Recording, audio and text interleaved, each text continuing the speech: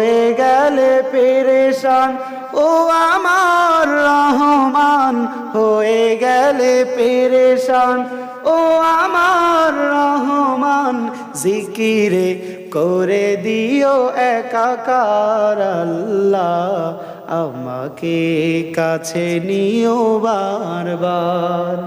তোমাকে ডাকি যদি একবার আল্লাহ, আমাকে কাছে নিও বারবার।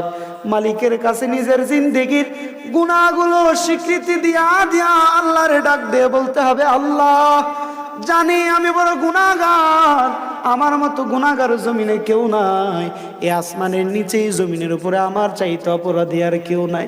আয় আল্লাহ, বুঝলাম আমি এই গুনাহে অভিযুক্ত হইছি।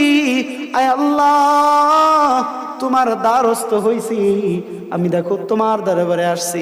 ও মালিক, তুমি যদি ফিরায়া দাও আমি আর কার কাছে যাইব?